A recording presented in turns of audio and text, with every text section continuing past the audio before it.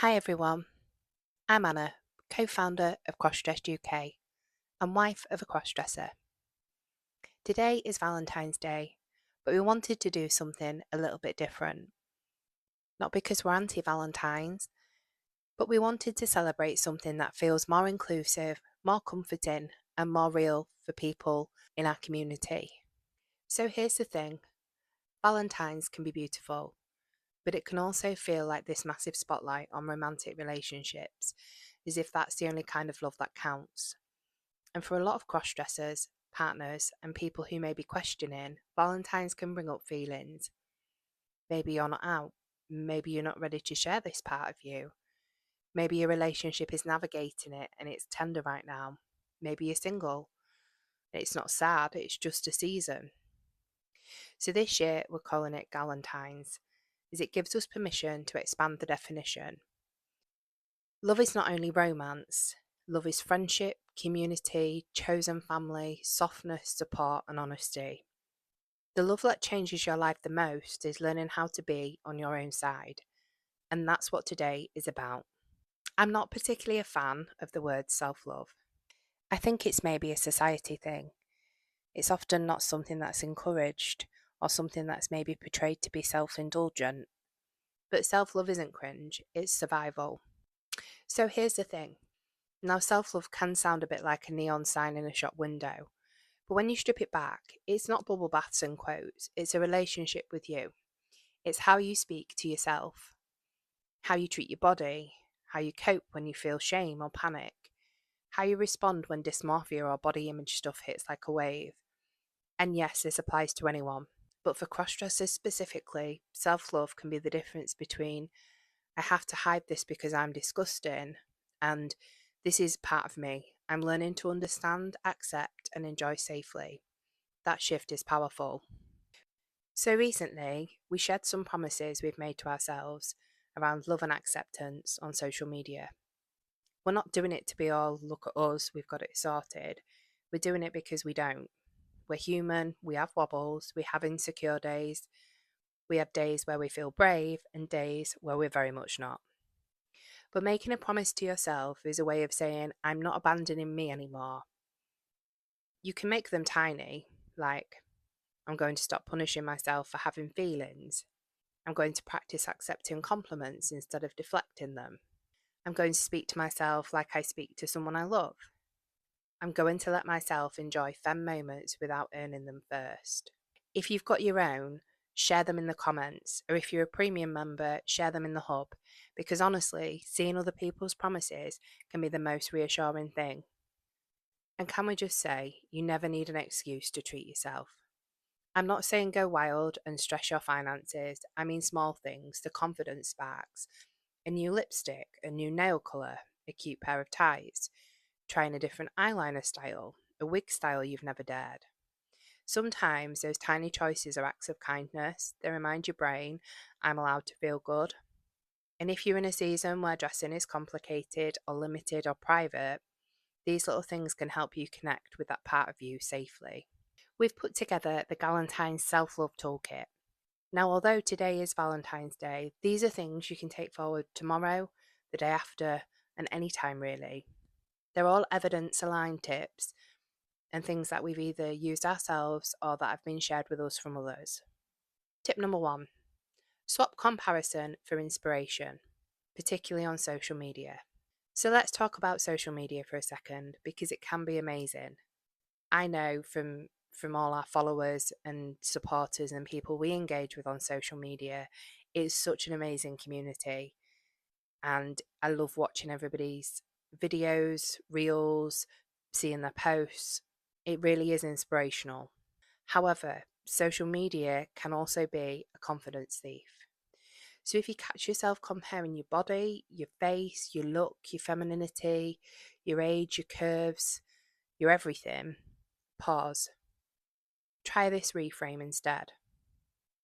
So instead of saying, I'll never look like that, ask, what do I like about this specifically? Is it the lip colour, the outfit shape, the wig tone, the vibe, the confidence? Then you've turned a comparison into an inspiration. That's a really common psychological strategy.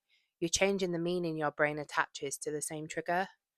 And if an account consistently makes you feel rubbish, you're allowed to mute it. That's not being dramatic, that's protecting your nervous system. Tip number 2, show off your features, don't fix your body. This one is big, especially with dysmorphia and dysphoria feelings. Instead of scanning your body for problems to fix, try experimenting with ways to highlight what you already like. If you love your eyes, explore eye looks that make them pop.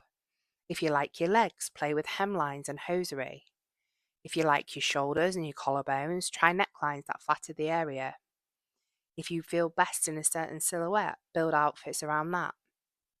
This isn't ignore your discomfort, it's about building confidence where you can.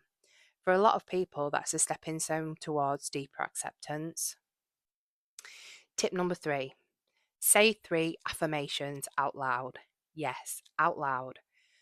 Alright, I know this one sounds a little bit cheesy, but there's a reason this helps some people. When you say something out loud, you're engaging multiple systems. You're not just thinking it quietly in your head. It can make it feel more real and interrupt automatic negative self-talk. Keep them believable, not I am perfect and glowing at all times. More like I'm learning to be kinder to myself. My body deserves respect even on hard days. I'm allowed to enjoy self-expression. I don't have to earn rest or joy.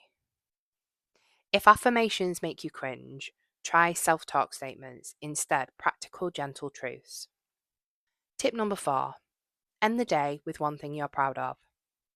This is a well-being tool that shows up lots in therapeutic approaches, noticing wins. Because when your brain is stressed, it becomes biased towards threat, flaws, and not enough. So end the day with one thing. I got through a hard day. I didn't spiral as much as usual. I reached out instead of isolating. I took a shower. I ate something. I wore the thing. And yes, sometimes simply surviving the day is an achievement. Tip number 5, talk to yourself like you would someone you love. If you hear yourself thinking, I look awful, I'm ridiculous, I'm disgusting, I'll never be good enough, pause and imagine your best friend, your partner, your child, someone you love saying those exact words about themselves. What would you say to them? Now say that to you. This is basically a compassion practice. It's used a lot in therapy because it helps reduce shame and harsh inner criticism over time. Tip number 6, don't feed the anxiety loop. When we're anxious, we often sit and replay the worry. That's understandable. Your brain's trying to protect you. But rumination can turn worry into catastrophe. So try a quick check. Is this in my control? If yes, what's one small action I can take? If no, what am I doing right now to soothe my body and mind? Sometimes the kindest thing to do is label it, this is my anxiety talking. Then shift into something grounding, a task, music, a shower, stepping outside, messaging a safe person, anything that interrupts the spiral. Tip number 7, look after your body as an act of respect. Self-care isn't aesthetic, it's nervous system support, a long soak in the bath, skincare, moisturising, an at-home manicure or pedicure, stretching gently, comfy clothes that feel good on your skin. These are all small ways of saying, I matter. And if you struggle with body image, caring for your body can be a softer bridge than staring in the mirror trying to love everything immediately. That leads us on to tip number 8, mirror practice, but start tiny. This is a classic confidence exercise, but it can be hard, so try and make it gentle. Look in the mirror and choose one thing you like. Say it out loud. If you can do 3, amazing. If you can do 1, that's still a win. And if your brain starts firing off faults, go back to the friend technique. What would you say to someone else? It's not about lying to yourself, it's about training your attention away from automatic criticism. Number 9, nourish your body without punishment. This is where we avoid diet culture nonsense. You don't need a massive overhaul, tiny additions are often more sustainable. An extra glass of water, an extra portion of fruit and veg, taking the stairs sometimes, a short walk or stretch, parking a bit further away. Not because you should, but because it helps your energy, mood, skin, sleep. It's support, not punishment. Tip number 10, escape in a healthy way. This doesn't mean running away, it's just giving your mind a break. When you're overwhelmed, sometimes your brain needs moments of off. So for Harry, it might be paddleboarding or Xboxing.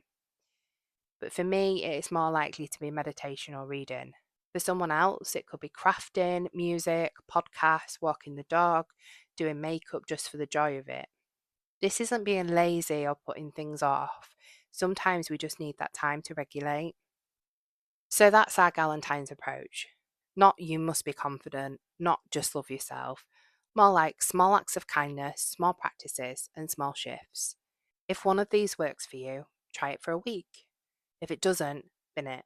You're not failing, you're experimenting.